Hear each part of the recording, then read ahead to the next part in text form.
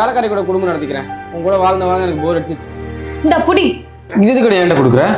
வீட்டு வேலை பாக்குறது ஈஸி தானே சொன்னீங்க. இன்னைக்கு உங்களுக்கு லீவ் தானே, எல்லா வேலையும் நீங்களே பாருங்க. நீ பாக்குறதே ஒரு வேலை தான், அது என் தலையில கட்டிட்டு ஜாலியா இருக்கலாம்னு பாக்குறல்ல? ஆமா, நான் ஜாலியா இருக்க போறேன். இன்னைக்கு மட்டும் நீங்க வேலை பாருங்க. நான் வேலைக்கு போறேன்னு சொன்னப்போ நீ என்ன சொன்ன?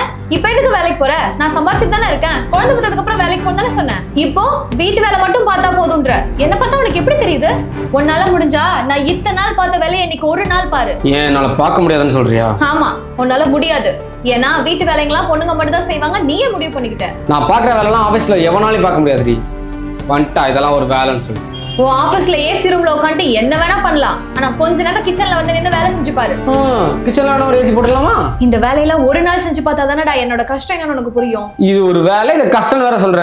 என் அம்மா எல்லாம் வீட்டுல எவ்வளவு வேலை செய்வாங்க தெரியுமா? ஃபர்ஸ்ட் நீ பண்ணு, அப்புறம் மத்தவங்கள பத்தி எல்லாம் பேசு. ஏண்டி கேவலம் வீட்டு வேலை செய்ய தானே இருக்கனா, இல்ல இந்த வீட்டு வேலை செய்ய முடியாம தானே இருக்கனா? உன்னால முடிஞ்சா நீ பண்ணு, இல்ல என்னால பண்ண முடியாதுன்னு சொல்லிட்டு கிளம்பு. ஒரு பொண்ணு நாள் முழுக்க செய்யற வேலையை உன்னால 1 மணி நேரம் கூட செய்ய முடியாது.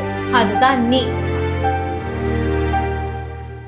எல்லா வேலைக்கும் மிஷின் இருந்துச்சு, நமக்கு இப்போதான் எல்லா வேலையும் செய்யற மிஷின் போட்டு. கிச்சன்ல காய்கறி கூட இல்லை, ஏன்னா இருக்கால வாங்கி வைக்க.